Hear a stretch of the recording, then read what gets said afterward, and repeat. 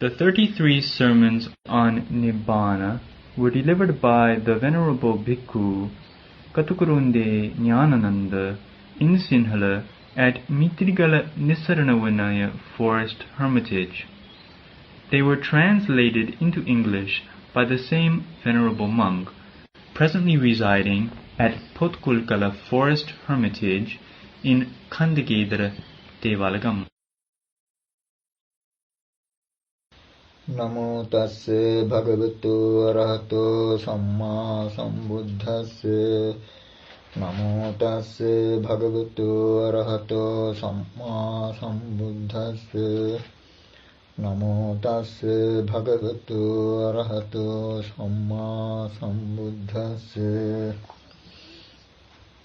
Etang santang etang panitang yadidang sabba sankhara samato Sabbopadhipati nisaggo tanhakhayo virago nirodho nibbana. This is peaceful, this is excellent, namely, the stilling of all preparations, the relinquishment of all assets, the destruction of craving, detachment, cessation, extinction. With the permission of the most venerable great preceptor and the assembly of the venerable meditative monks, the second sermon on Nibbana has come up for today. Towards the end of our sermon the other day, we raised the point, why is it improper to ask such questions as, what is the purpose of Nibbana? Why should one attain Nibbana?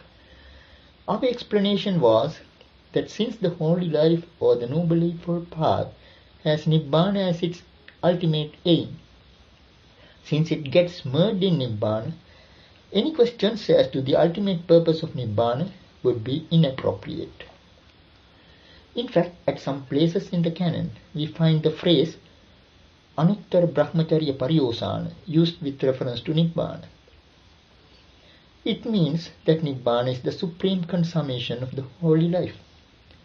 The following standard phrase announcing a new Arahant is very often found in the suttas. Yasathaya kulaputta sammadevagarasma anagaryam pabbajanti Tadanuttarang brahmacharya paryosanam dittheva dhammi sayang abhinya satchikatva upasampadya vihasi. In this very life, he realized by his own higher knowledge and attained to that supreme consummation of the holy life, for the purpose of which clansmen of good family rightly go forth from home to homelessness. Now what is the justification for saying that one attains to Nibbana by the very completion of the holy life? This noble eightfold path is a straight path. Ujjuko nama somaggo, abhaya nama sadisa. This path is called the straight, and the direction it goes is called the fearless. In the Itivuttaka, we come across a verse which expresses this idea more vividly. Sekassa sikkhamanassa ujjumagganusarino kayasmin patamajnanam tato anya anantara. The learner learning in pursuit of the straight path, first comes the knowledge of destruction and then immediately the certitude. It is the fruit of arahantship which gives him the certitude of the attainment of Nibbana.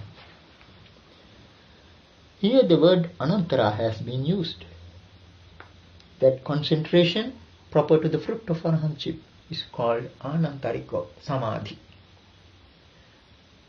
This means that the attainment of the fruit is immediate. Though it may be so in the case of the Arahant, what about the stream winner, the Sotapanna, one may ask. There is a general belief that in the case of a Sotapanna, the vision of Nibbana is like a glimpse of a distant lamp on a road with many bends, and the Sotapanna has just negotiated the first bend. But in accordance with the Dhamma, it may be said that the norm of immediacy is applicable even to the knowledge of the first path. One who attains to the fruit of stream winning may be a beggar, an illiterate person, or a 7-year-old child. It may be that he has heard the Dhamma for the first time. All the same, a long line of epithets is used with reference to him in the suttas as his qualifications. Ditta dhammo, patta dhammo, vidita dhammo, pariyogartha dhammo, tinna vichikicho, vigataka thankatho. Vesarajappato aprapaccio sattusar. Ditta Dhammo. He is one who has seen the Dhamma, the truth of Nibbana. It is said in the Ratana Sutta that along with the vision of the first path, 3 fetters are abandoned, namely Sakkaya Ditthi, the selfhood whip, Vicikiccha, skeptical doubt, and Silabbata Paramasa, attachment to holy vows and ascetic practices. Some might argue that only these fetters are abandoned at this stage because it is a glimpse of Nibbana from a distance. But then there is this second epithet, Patta Dhammo, which means that he has reached the Dhamma, that he has arrived at Nibbana. Not only that, he is Vidita Dhammo, he is one who has understood the Dhamma, which is Nibbana. He is Pariyogala Dhammo, he has plunged into the Dhamma, he has dived into the Dhamma, which is Nibbana. He is Tinna Vicikiccho, he has crossed over doubts. Vigata Kathankhato, his waverings are gone. Vesarajappato, he has attained to proficiency. Aparapaccio sattusasani, in regard to the dispensation of the teacher, he is not dependent on others. And that is to say, that he could attain to Nibbana even without another's help, though of course, with the teacher's help, he would attain it sooner. So this string of epithets testifies to the efficacy of the realization by the first path. It is not a mere glimpse of Nibbana from a distance. It is a reaching, an arrival, or plunge into Nibbana. For purposes of illustration, we may bring in a legend connected with the history of Sri Lanka. It is said that when King Gajabahu invaded India, one of his soldiers, Nila, who had Herculean strength, parted the sea water with a huge iron bar in order to make way for the king and the army. Now when the supramundane path arises in the mind, the power of thought is as mighty as the blow of Nila with his iron bar. Even with the first blow, the sea water parted so that one could see the bottom.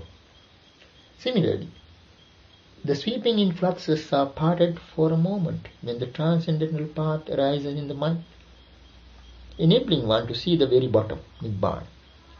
In other words, all preparations, sankharas, are stilled for a moment, enabling one to see the cessation of preparations. We have just given a simile by way of illustration. But incidentally, there is a Dhammapada verse which comes closer to it. Chinda sotang parakamma kame panuda brahmana sankharanam kayam nyatva akatanyosi brahmana. Strive forth and cut off the stream, discard, O Brahmin, sense desires. Having known the destruction of preparations, O Brahmin, become a knower of the unmade. So this verse clearly indicates what the knowledge of the path does when it arises.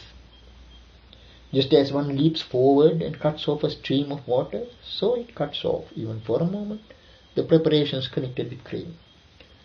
Thereby one realizes the destruction of preparations. Sankharana kayam nyatva. Like the sea water parted by the blow of the iron bar, preparations part for a moment to reveal the very bottom, which is unprepared, the asankhata. Akata, or the unmade, is the same as asankhata, the unprepared. So one has had a momentary vision of the sea bottom, which is free from preparations. Of course, after the experience, influxes flow in again. But one kind of influxes, namely vitthasava, influxes of vibes, are gone for good and will never flow again.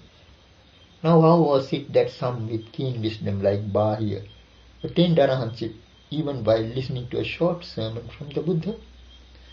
They had dealt 4 powerful blows in quick succession with the iron bar of the path knowledge to clear away all possible influxes. What is called akata or asankhata, the unmade or the unprepared, is not something out there in a distance, as an object of thought.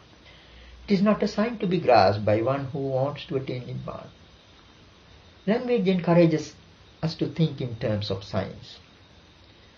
very often we find it difficult to get rid of this habit. The worldlings with their defilements have to communicate with each other, and the structure of the language has to answer their needs.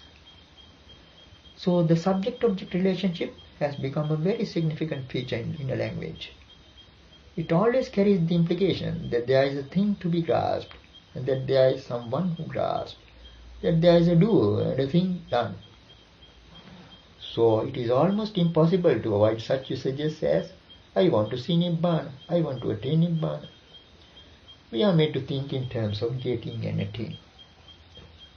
However, sometimes the Buddha reminds us that this is only a conventional usage, and that these worldly usages are not to be taken too seriously. We come across such an instance in the Sagatha Vagga of the Samyutta Nikaya, where the Buddha retorts to some questions put by a certain deity.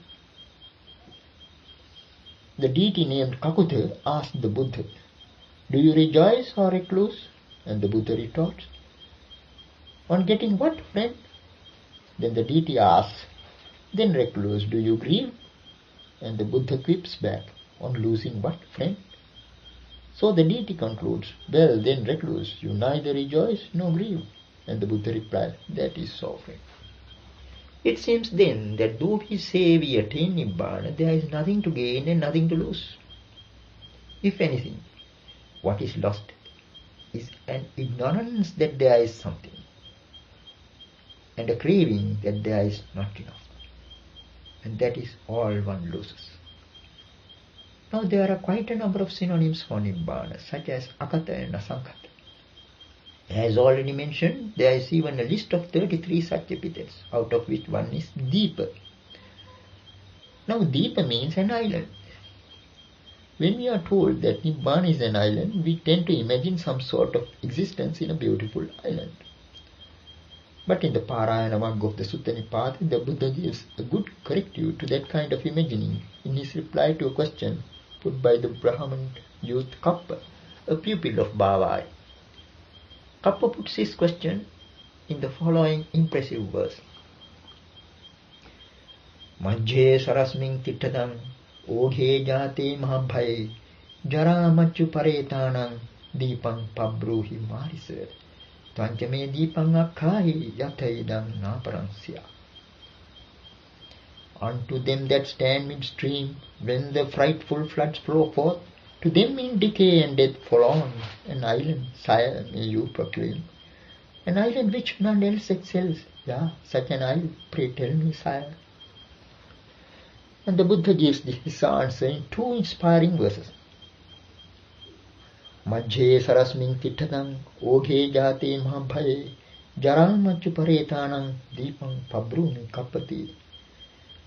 Akinchanang anadanam etang deepang anapanam Nibbanamiti nang brumi jaramachu parikram.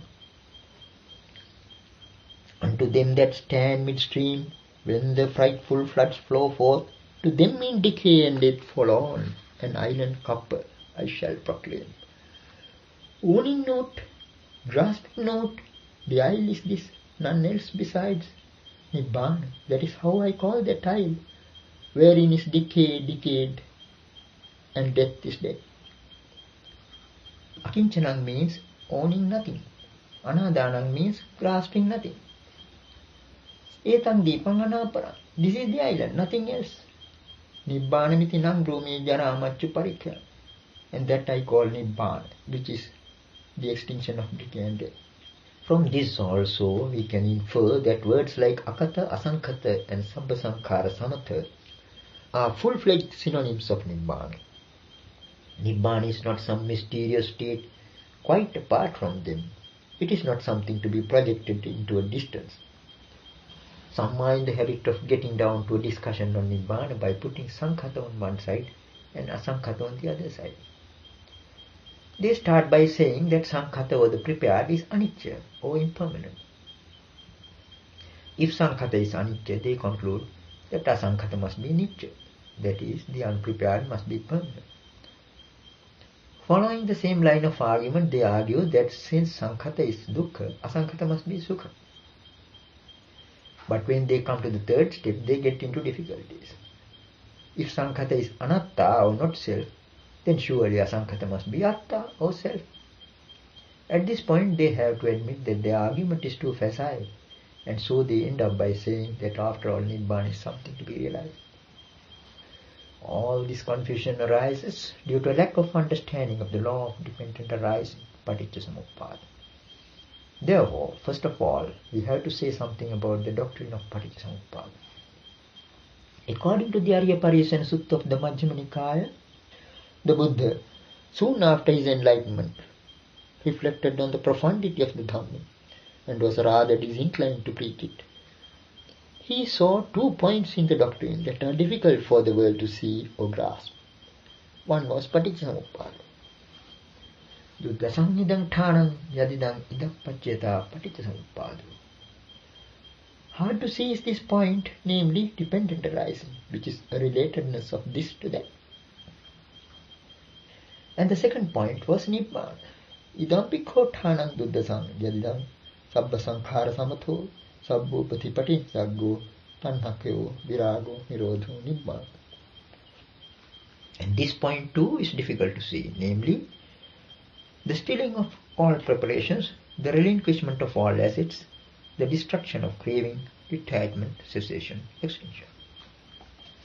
From this context, we can gather that if there is any term we can use to define paticcasamuppada, a term that comes closer to it in meaning, it is idappaccheta.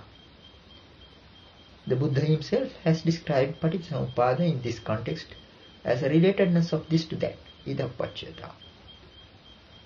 As a matter of fact, the basic principle which forms the noble norm of this doctrine of dependent arising is this idappaccheta. Let us now try to get at its meaning by examining the doctrine of paticcasamuppada. In quite a number of contexts, such as the Bahudhatuka Sutta of the Majjhima Nikaya and the Bodhivagga of the Udana, the law of paticcasamuppada is set out in the following manner. Imasmin sati idang hoti, imas suppada idang uppadyati, imasmin asati idang nahoti, imasya nirodha idang nirujjati.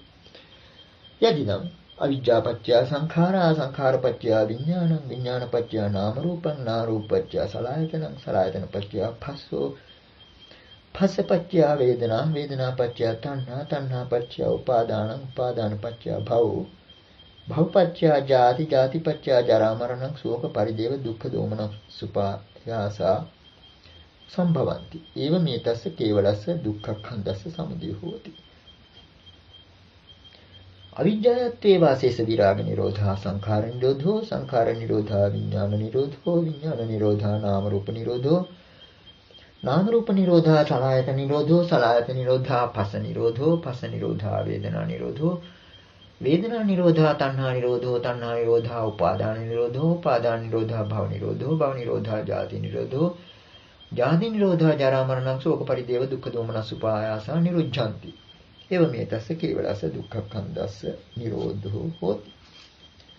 Thus, this being, this comes to be. With the arising of this, this arises. This not being, this does not come to be. With the cessation of this, this ceases. And that is to say, dependent on ignorance, preparations come to be. Dependent on preparations, consciousness. Dependent on consciousness, name and form. Dependent on name and form, the sixth sense basis. Dependent on the sixth sense basis, contact. Dependent on contact, feeling. Dependent on feeling, craving. Dependent on craving, grasping. Dependent on grasping, becoming. Dependent on becoming, birth. Dependent on birth, decay and death. Sorrow, lamentation, pain, grief and despair come to be. Thus is the arising of this entire mass of suffering. But with the complete fading away and cessation of ignorance comes the cessation of preparation. With the cessation of preparations, the cessation of consciousness. With the cessation of consciousness, the cessation of name and form. With the cessation of name and form, the cessation of the sixth sense basis. With the cessation of the sixth sense basis, the cessation of contact. With the cessation of contact, the cessation of feeling. With the cessation of feeling, the cessation of craving. With the cessation of craving, the cessation of grasping. With the cessation of grasping, the cessation of becoming. With the cessation of becoming, the cessation of birth. With the cessation of birth, the cessation of decay and death, sorrow, lamentation, pain, grief, and despair cease to be. Thus is the cessation of this entire mass of suffering. This is the thematic statement of the law of Paticcasamuppada. It is set out here in the form of a fundamental principle. Imasming sati idang hoti. This being, this comes to be. Imas uppada idang uppadyati. With the arising of this, this arises.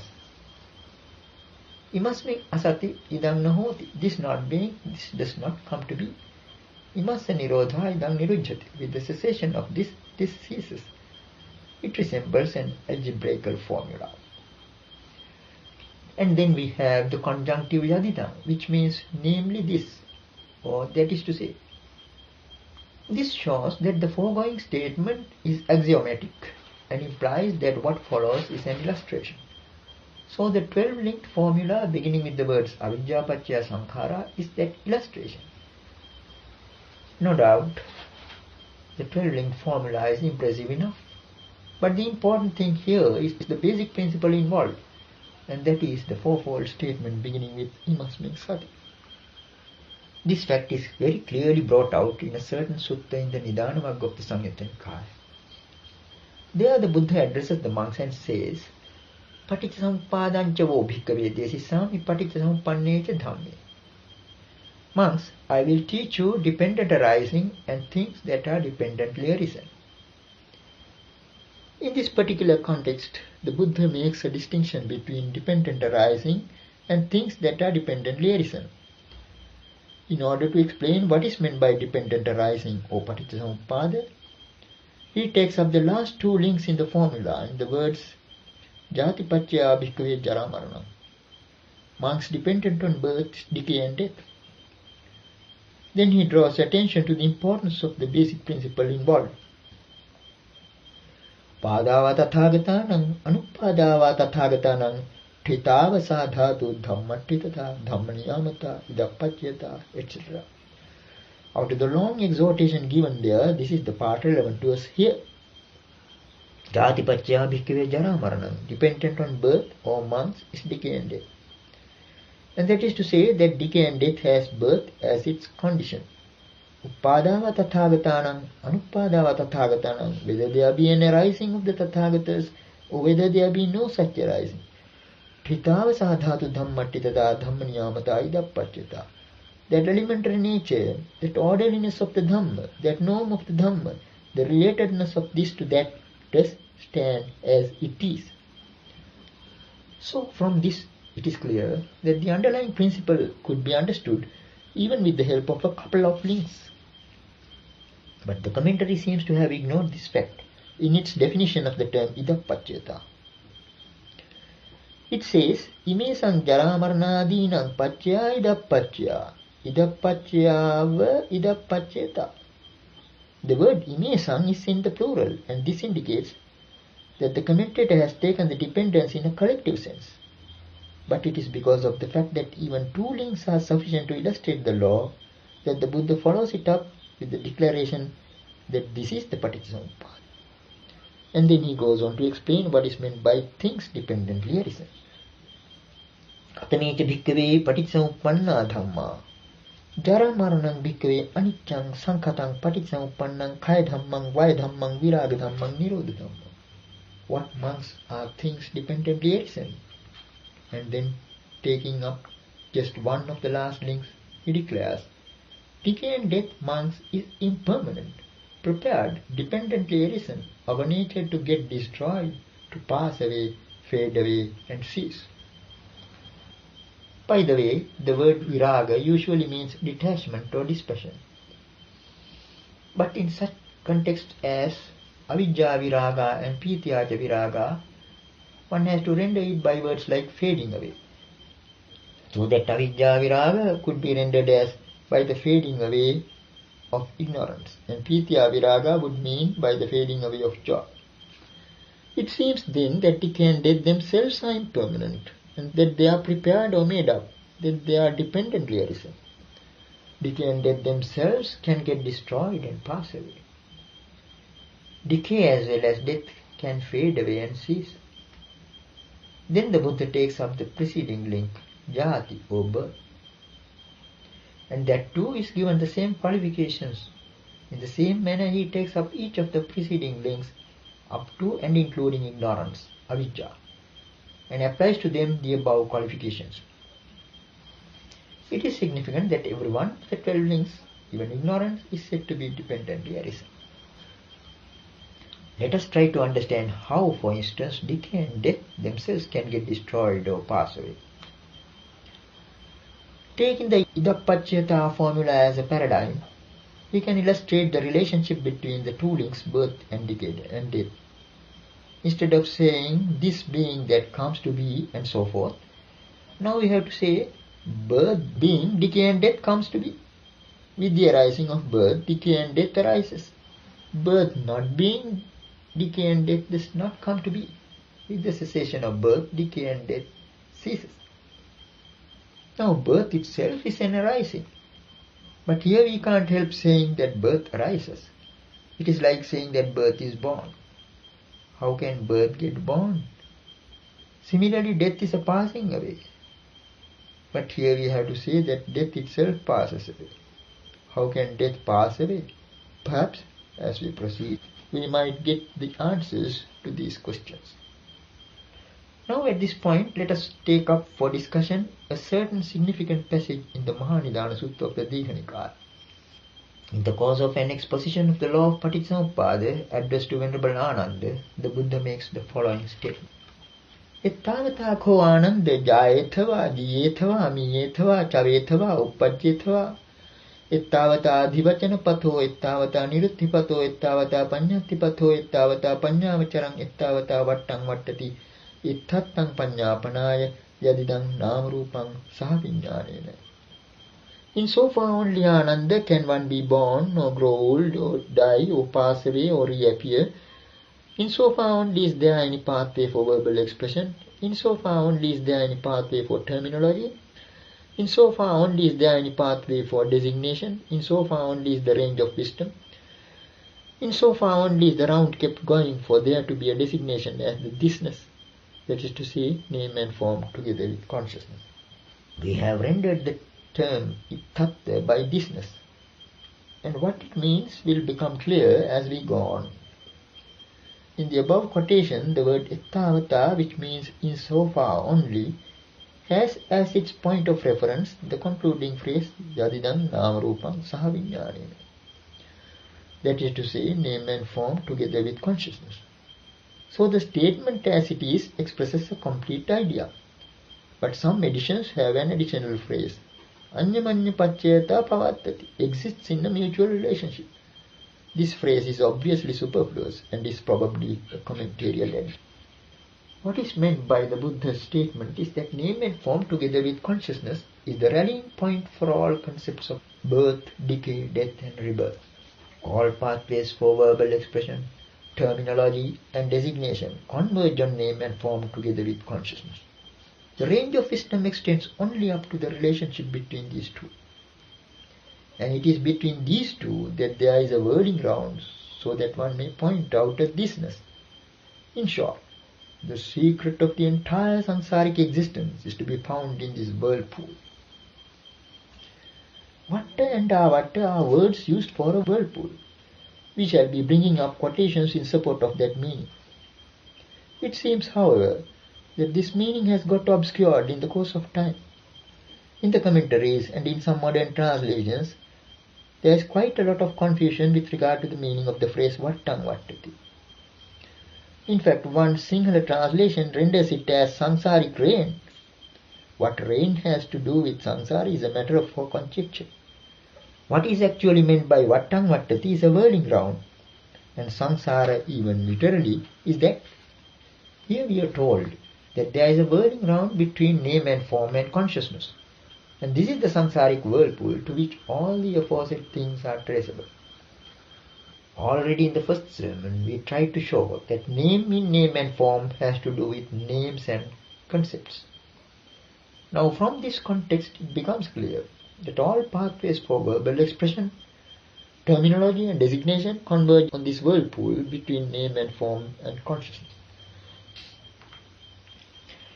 Now that we have attached so much significance to a whirlpool, let us try to understand how a whirlpool is formed. Let us try to get at the natural laws underlying its formation. How does a whirlpool come to be? Suppose a river is flowing downward. To flow downward is in the nature of a river. But a certain current of water thinks, I can and must move upstream. And so it pushes on against the mainstream. But at a certain point its progress is checked by the mainstream and is thrust aside, only to come round and make a fresh attempt again and again. All these obstinate and unsuccessful attempts gradually lead to a whirling round. As time goes on, the runaway current understands, as it were, that it cannot move forward. But it does not give up. It finds an alternative way in moving towards the bottom. So it spirals downward, funnel-like, digging deeper and deeper towards the bottom, until an abyss is formed. Here then we have a whirlpool. While all this is going on, there is a crying need to fill up the chasm, and the whirlpool develops the necessary force of attraction to cater to it. It attracts and grasps everything that comes within its reach and sends it whirling down funnel-like into the chasm. The whirling goes on at a tremendous speed, while the circumference grows larger and larger. At last, the whirlpool becomes a center of a tremendous amount of activity. While this kind of activity is going on in a river or sea, there is a possibility for us to point it out as that place or this place. Why? Because there is an activity going on. Usually in the world, the place where an activity is going on is known as a unit, a center, or an institution. Since the whirlpool is also a center of activity, we may designate it as a here or there. We may even personify it. With reference to it, we can open up pathways for verbal expression, terminology, and designation. But if we are to consider the form of activity that is going on here, what is it after all? It is only a perversion. That obstinate current thought to itself, out of delusion and ignorance, I can and must move upstream. And so it tried and failed, but turned round only to make the same vain attempt again and again. Ironically enough, even its progress towards the bottom is a stagnation. So here we have ignorance on one side and craving on the other, as a result of the abyss formed by the whirlpool. In order to satisfy this craving, there is that power of attraction, grasping. Where there is grasping, there is existence, or bhava. The entire whirlpool now appears as a center of activity. Now the basic principle underlying this whirlpool is to be found in our bodies. What we call breathing is a continuous process of emptying and filling up. So even the so-called life principle is not much different from the activity of a whirlpool. The functioning of the lungs and heart is based on the same principle, and the blood circulation is in fact a whirling round. This kind of activity is very often known as automatic, a word which has connotations of self-sufficiency. But at the root of it there is a perversion, as we saw in the case of the whirlpool. All these activities are based on a conflict between two opposite forces. In fact, existence in its entirety is not much different from the conflict of that obstinate current of water with the mainstream. This characteristic of conflict is so pervasive that it can be seen even in the basic laws governing the existence of a society. In our social life, rights and responsibilities go hand in hand. We can enjoy certain privileges provided we fulfill our duties. So here too we have a tangle within and a tangle without. Now this is about the existence of the society as such. And what about the field of economics? There too, the basic principles show the same weakness. Production is governed by laws of supply and demand. There will be a supply so long as there is a demand. Between them there is a conflict. It leads to many complications. The price mechanism is on a precarious balance, and that is why some wealthy countries are forced to the ridiculous position of dumping their surplus into the sea. All this shows that existence is basically in a precarious position. To illustrate this, let us take the case of two snakes of the same size, trying to swallow up each other. Each of them tries to swallow up the other from the tail upwards, and when they are halfway through the meal, what do we find? A snake cycle. This snake cycle goes round and round, trying to swallow up each other. But will it ever be successful? The precarious position illustrated by the snake cycle we find in our own bodies in the form of respiration, blood circulation, and so forth. What appears as the stability in the society and in the economy is similarly precarious. It is because of this conflict, this unsatisfactoriness, that the Buddha concluded that the whole of existence is suffering. When the arising aspect is taken too seriously, to the neglect of the cessation aspect, instead of a conflict or an unsatisfactoriness, one tends to see something automatic everywhere. This body, as well as machines such as water pumps and electrical appliances, seem to work on an automatic principle. But in truth, there is only a conflict between two opposing forces. When one comes to think of it, there is no autonomous even in the automatic. All that is there is a bearing up with difficulty. And this in fact is the meaning of the word dukkha. Dukh stands for difficulty and kha for bearing up. Even with difficulty one bears it up. And though one bears it up, it is difficult. Now regarding the question of existence, we happen to mention that because of a whirlpool's activity, one can point out a here with reference to it. We can now come back to the word ittattam, which we left out without comment in the quotation ettavata vattang vattati ittattam panyapana. In so far only does the whirlpool whirl for the designation of an ittatta. Now what is this ittatta? Itta means this, so ittattam would mean thisness. The whirling of a whirlpool qualifies itself for a designation as a this. There are a couple of verses in the Dvaitanupassana Sutta of the Sutta Nipata which bring out the meaning of this word more clearly. Jati marana sangsarang ye vajanti punah punang ittha bhavanya tha bhavang avijjayeva sagati tanha dutiyo puriso dighamadhana sangsarang ittha bhavanya tha bhavang sangsarang nati vattati. Ye jati marana sangsarang punah punang vajanti, they that go on again and again the round of birth and death. Ittabhavanya thabhavang, which is a thisness and an otherwiseness, or which is an alternation between a thisness and an otherwiseness. Sagati avijjaya eva, that going of them, that faring of them is only a journey of ignorance. Tanha dutiyo puriso, the man with craving as his second or his companion.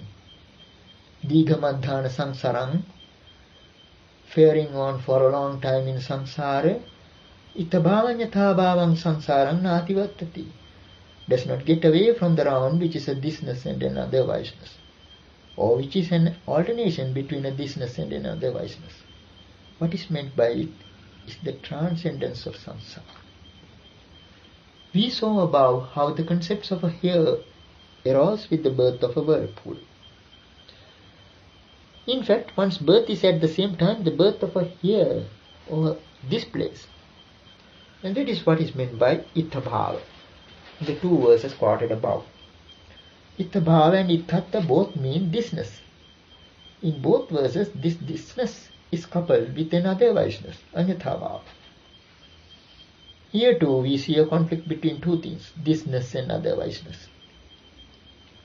The cycle of samsara represented by birth and death, jati marana samsara, is equivalent to an alternation between thisness and otherwiseness, ittabhavanya thabhava. And as the first verse says, this recurrent alternation between thisness and otherwiseness is nothing but a journey of ignorance itself.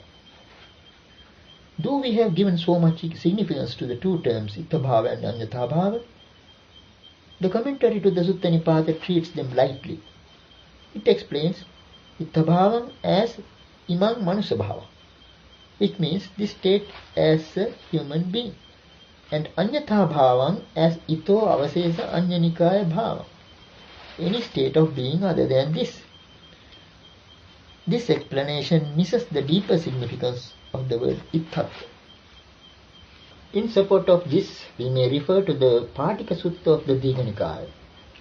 There we are told that when the world system gets destroyed at the end of an eon, some being or other gets reborn in an empty Brahma mansion, and after being there for a long time, thinks out of a feeling of loneliness, Ahovata Anyepi Satta Itthattang Agacchayum. How nice it would be if other beings also come to this state. In this context, the word Itthattva refers to the Brahma world and not the human world.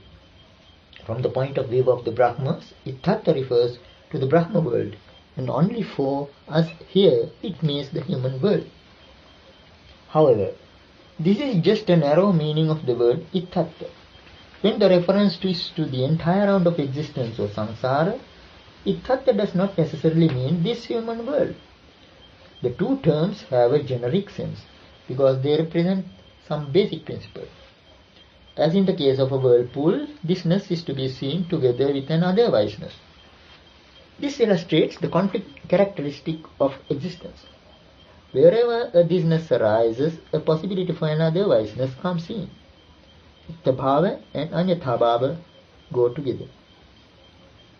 Anicchata or impermanence is very often explained with the help of the phrase Viparinamanyathabhava. Now here too we have the word Anyathabhava. Here the word preceding it gives a clue to its true significance.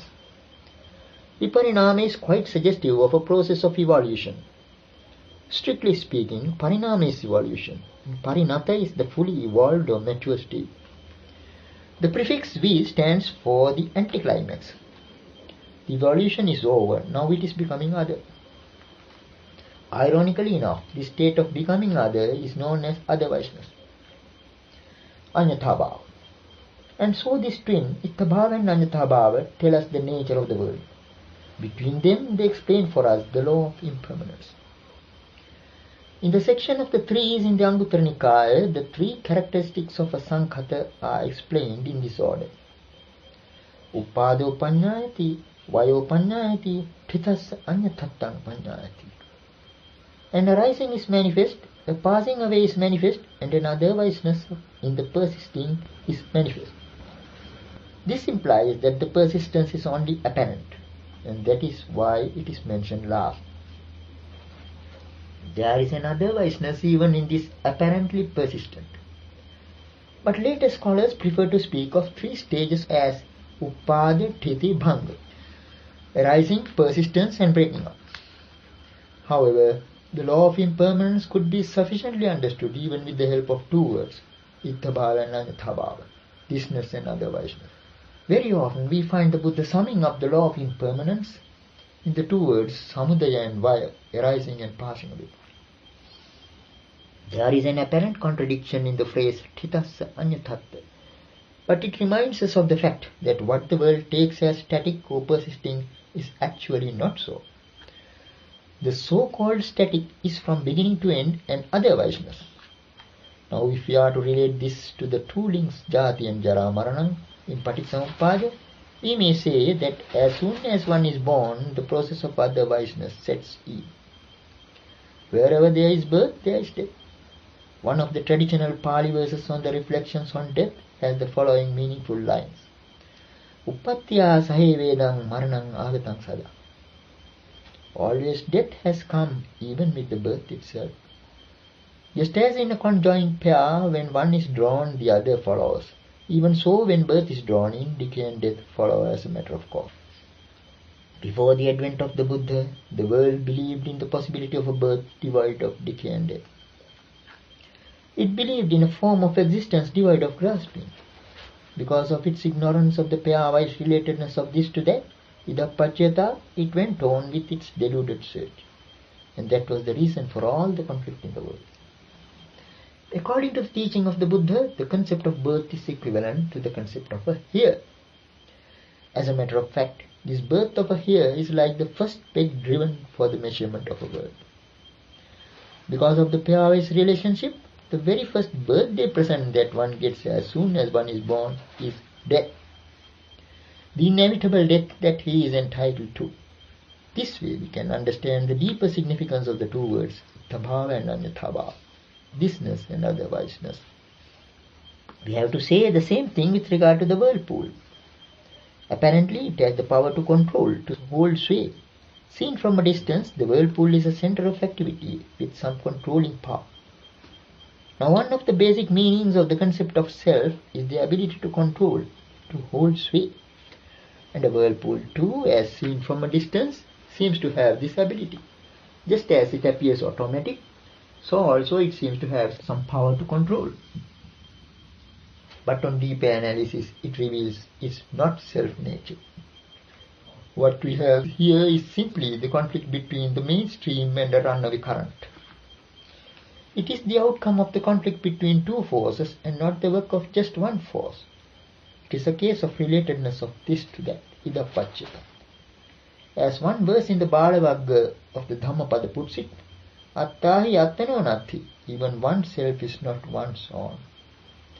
So even a whirlpool is not its own. There is nothing really automatic about it. This then is the dukkha, the suffering, the conflict, the unsatisfactoriness. What the world holds on to as existence is just a process of otherwiseness. As the Buddha vividly portrays for us in the following verse of the Nandavagga of the Udana. Ayang loko santapajato phasa pareto rogam vadati attato.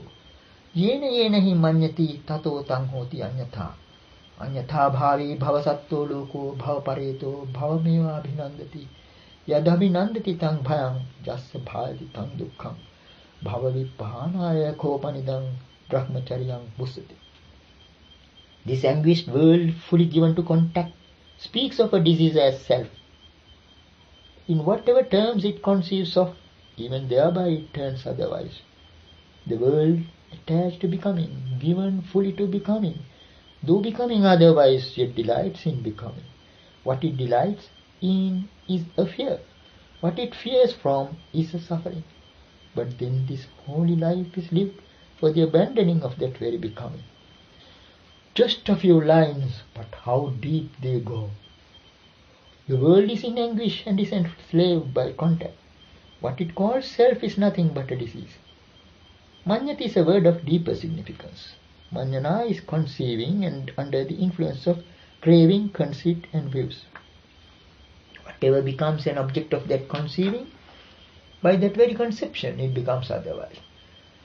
That is to say that an opportunity arises for an otherwiseness, even as death has come together with birth. So, conceiving or conception is itself the reason for otherwiseness.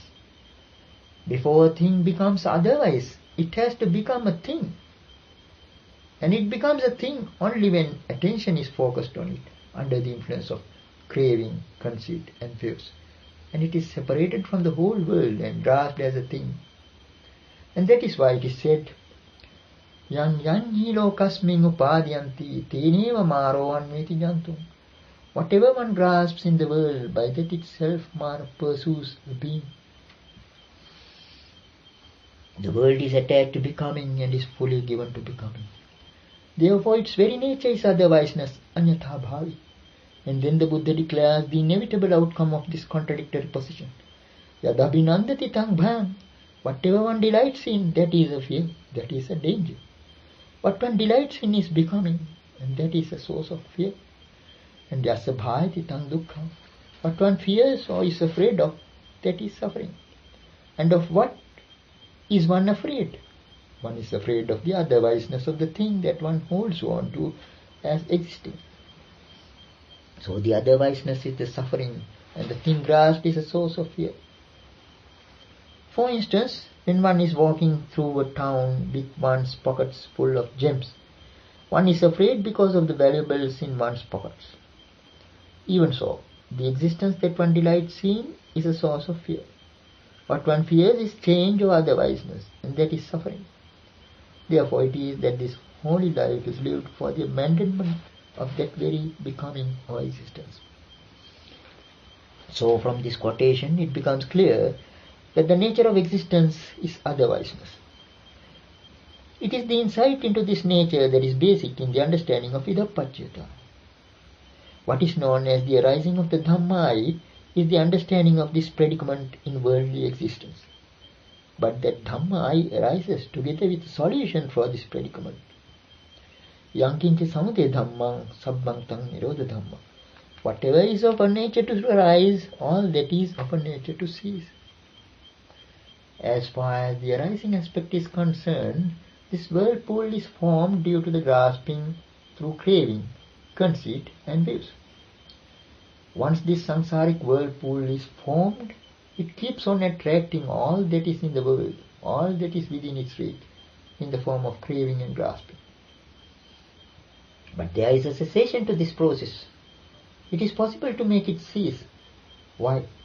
Because it is something arisen due to causes and conditions.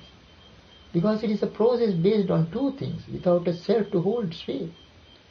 That is why we have mentioned at the very outset that everything is impermanent, prepared and dependently arisen. Anicchang, Sankhatang, Paticcasamuppanna. Every one of the 12 links in the formula, including ignorance, is dependently arisen. They are all arisen due to causes and conditions. They are not permanent. Anicca. They are only made up or prepared. Sankhatang. The word Sankhatang is explained in various ways. But in short, it means something that is made up, prepared or concocted by way of intention. Paticcasamuppanna means conditionally arisen, and therefore it is of a nature to get destroyed. Kayadham.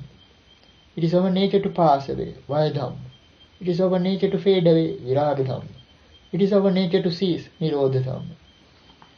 It seems that even the color or shade of decay and death can fade away, and that is why we have pointed out their relevance to the question of concepts. This nature of fading away is understood by one who has had an insight into the law of arising and cessation. Samsara is a whirlpool as far as the ordinary beings caught up in it are concerned. Now what about the Arahants? How is the idea of this whirlpool presented in the case of the Arahants? It is simply said that for them there is no whirling round for there to be a designation.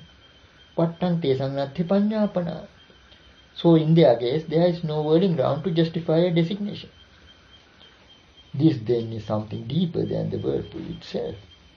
The whirlpool can be pointed out because of its activity, but not so easily the emancipated ones. And that is why there is so much controversy regarding the nature of the Tathagata. The image of the whirlpool in its relation to the emancipated ones is beautifully presented in the following verse from the Chula Vagga of the Udana. Acceche vattang vyagani rasang visukha saritan nasanti chinnang vattang navattati esevanto dukkhasya. He has cut off the whirlpool and rid desirelessness. The stream dried up, now no longer flows. The whirlpool cut off, whirls no more. This, even this, is suffering self. What has the Arahant done? He has cut off the whirlpool. He has breathed it and has rid the desireless state. The stream of craving is dried up and flows no more. The whirlpool cut off at the root, no more whirls.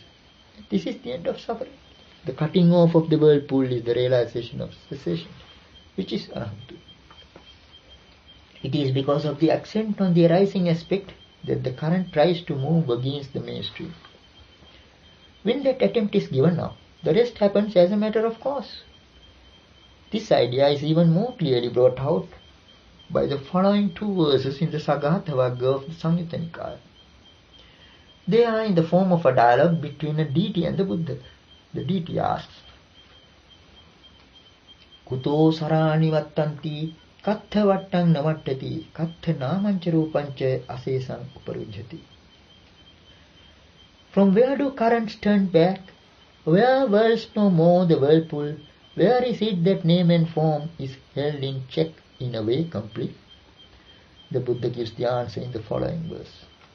Yatha pocha pathavi tejo vayo nagadhati ato sarani vattanti ettha vattang navattati ettha namancha rupancha asesam uparujjati. Where earth and water find we no footing find, from there it is that currents turn back. There the whirlpool whirls no more, and there it is that name and form is held in check in a way complete. The reference here is to Nibbana. Whether it is called Sabba Sankhara Samatha, the stilling of preparations, the stilling of all preparations, or Asankhata Dhatu, the unprepared element, it means the state of cessation. And when the Arhat's mind is in that state, the four elements, which are like ghosts, do not haunt him. They do not get a footing in that consciousness. When they fade away due to detachment, those currents do not flow, and the whirlpool whirls no more. Name and form are fully held in check there. Now, as far as the meaning of Rupa in Nama Rupa in this reference is concerned, its definition as Chattaricha Mahabhutani Chatunnancha Mahabhutanam Upadaya Rupam is quite significant. It draws attention to the fact that the four great primaries underlie the concept of form. This is something unique, since before the advent of the Buddha, the world thought that in order to get away from Rupa, one has to grasp Arupa. But the irony of the situation is that even in Arupa, Rupa is implicit in a subtle form. Or in other words, Arupa takes Rupa for granted. Supposing someone walking in the darkness of the night has a hallucination of a devil and runs away to escape from it. He thinks he is running away from the devil, but he is taking the devil with him. The devil is in his mind. It is something imagined. Similarly, until the Buddha came into the scene, the worldlings grasped Arupa in order to get away from Rupa. But because of the dichotomy between Rupa and Arupa, even when they swung as far as the highest formless realms, they were still in bondage to sankharas or preparations. As soon as the momentum of their swing of sankharas got fully spent, they swung back to Rupa. So here too we see the question of duality and dichotomy. This sermon has served its purpose if it has drawn attention to the importance of the questions of duality, dichotomy, and the relatedness of this to that, idappaccheta. So this is enough for today.